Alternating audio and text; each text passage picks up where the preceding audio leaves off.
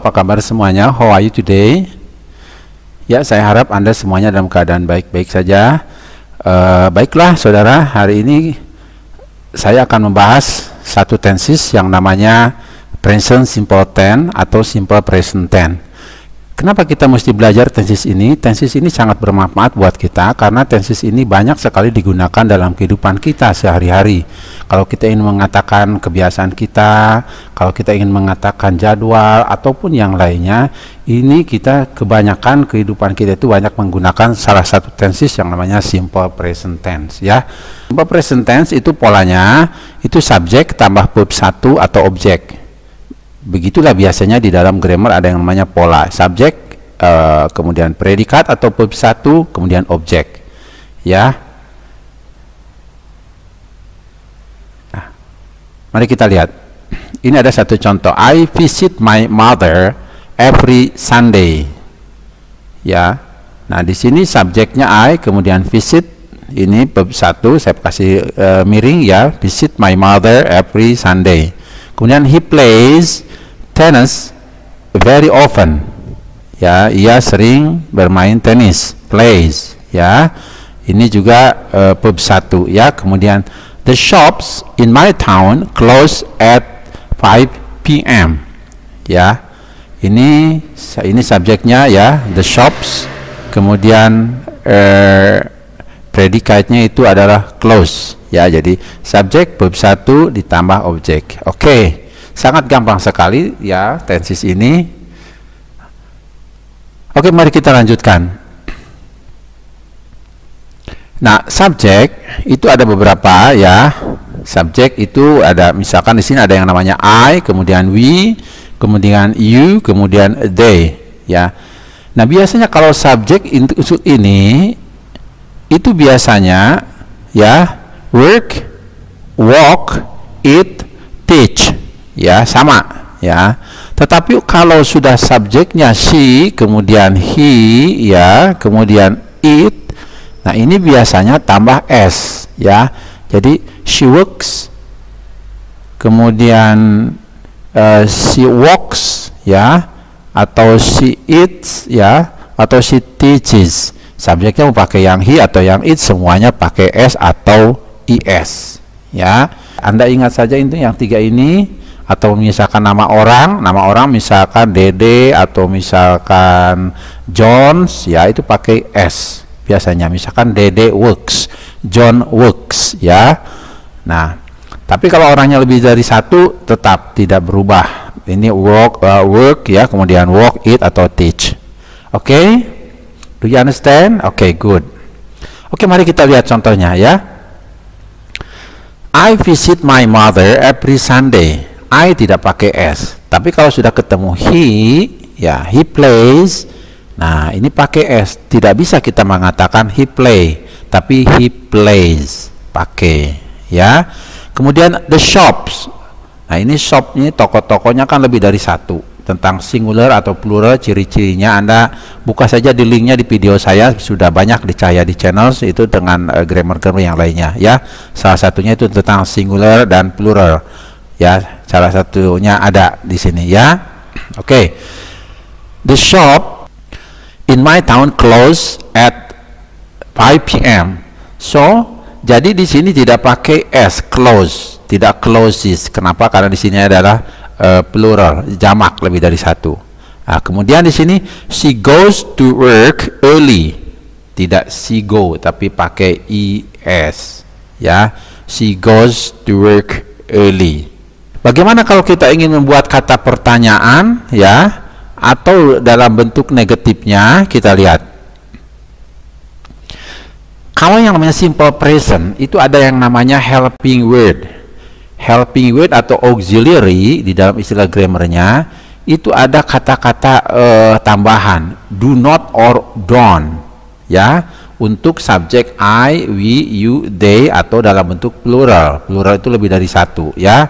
Kemudian untuk subjeknya he, kemudian she, kemudian it. Nah, ini helping wordnya ya, does not atau doesn't. Mana saja silahkan, mau do not, Mau don't, mau does not atau doesn't, silahkan ya. It's optional, it's all up to you. Semuanya terserah Anda ya, tidak ada salah. Oke. Di sininya tetap ya, kata kerja satu. I do not eat, we do not sleep, you do not fly, they do not run. Mau kemana saja, subjeknya ke sini kemana sama saja ya. Oke. He does not atau he doesn't eat, she does not atau she doesn't sleep ya. It does not or it doesn't fly ya, atau run ya. Anda perlu perhatikan di sini kalau sudah ada kata doesn't, ini jangan ada s lagi di sininya. Jadi tidak he doesn't eat, tidak ya. She doesn't sleep, tidak, karena sudah ada does not. Jadi jangan no double, tidak ada double ya. Jadi kalau sudah ada doesn't atau does not, tidak usah pakai s lagi di kata kerjanya. Oke, kita lanjutkan lagi ya. Nah, kemudian yang selanjutnya, bagaimana kalau kita dalam bentuk pertanyaan? Bentuk pertanyaan di dalam bahasa Inggris itu biasanya helping words-nya atau kata auxiliary-nya ya, kata bantunya itu dipindah ke depan. Ya, di sini contoh, do I, do we, do you, do they. Ya, kata kerjanya mau pilih mana saja sama ya. Do I eat, do I sleep sama, do I fly sama, do I run sama. Bagaimana dengan we? Sama. Do we eat, do we sleep, do we fly, do we run, atau do you sleep? Boleh. Do you run juga bisa. Do they sleep? Do they fly? Sama ya. Artinya apakah ya? Artinya apakah? Kalau ini di satu, di kedepannya apakah? Do I eat? Ya, do we eat? Apakah? Do we sleep? Apakah kami tidur? Ya, gitu ya. Pertanyaan kurang lebih seperti itu. Oke, bagaimana dengan does? Sama ya. Ini untuk yang tiga ini, he, she, it, dan juga nama orang ya. Does he eat? Tidak. Does he eats? Tidak ya. Does she sleep? Oke. Does it eat? Does it fly? Oke ya. Jadi itulah dalam bentuk pertanyaan ya. Gampang pertanyaan, tinggal rubah saja kata helping word-nya, pindahin ke depan. Oke. Do you understand? Good ya. Oke.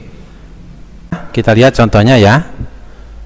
Di sini ada kalimat he smokes but I do not or don't smoke.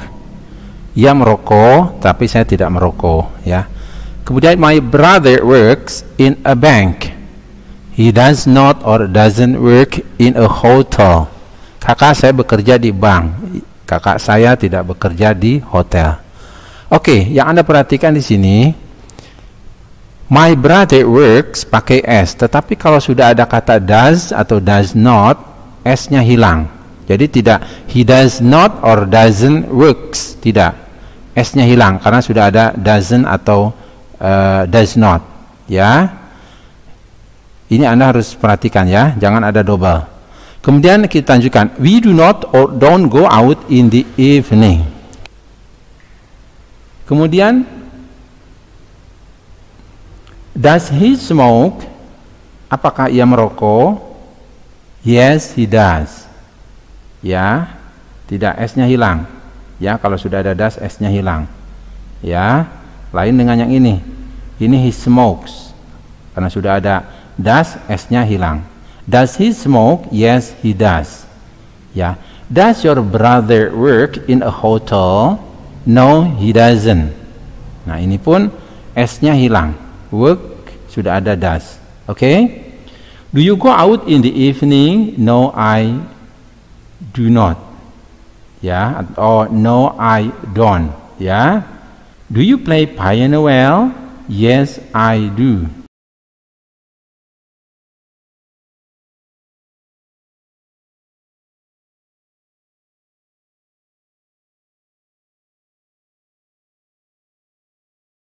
Gunanya untuk apa sih? Kapan kita menggunakan simple present ini? Banyak ya kegunaannya. Yang pertama, simple present ini digunakan kalau kita ini menyatakan general truth. Kalau istilah general truth di kita itu istilah kitanya fakta yang sudah tidak bisa disangkal. Contoh, the ball is round. Bola itu bulat. Ya, bola rata-rata bulat lah ya, orang sudah tahu. Kemudian the sun rises in the east and sets in the west. Matahari itu terbit di timur, kemudian terbenam di barat ya. A chair generally has 4 legs.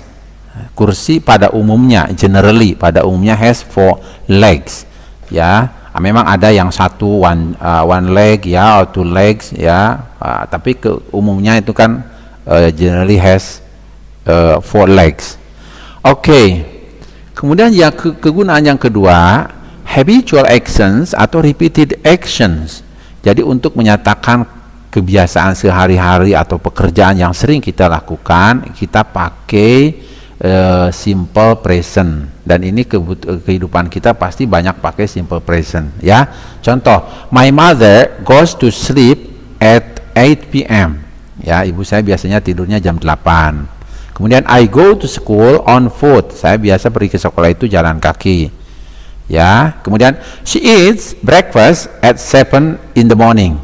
Ya, ia biasa sarapan itu jam 7 pagi. Oke, jelas ya? Dan yang terakhir saudara ya, itu untuk menyatakan biasanya ini untuk jadwal atau schedule ya. Contoh di sini, the bus leaves for Bandung at 9 AM. Ya. At 9 AM. Kemudian the school starts at 7 every day. Oke? Jelas ya? Oke? Saya rasa itu saja ya. Semoga Anda dengan penjelasan yang singkat ini bisa paham apa itu yang namanya simple present, simple tense atau simple present tense. Oke, baiklah saudara ya. Saya rasa cukup penjelasan saya ya. Sebelum saya tutup ya, bagi Anda yang belum subscribe ya, tolong subscribe, kemudian pijit juga lonceng notifikasinya biar kalau saya bikin video nanti ada pemberitahuan. Dan juga jangan lupa ya komen dan share kepada orang lain ya. Oke, thank you very much. See you in the next video.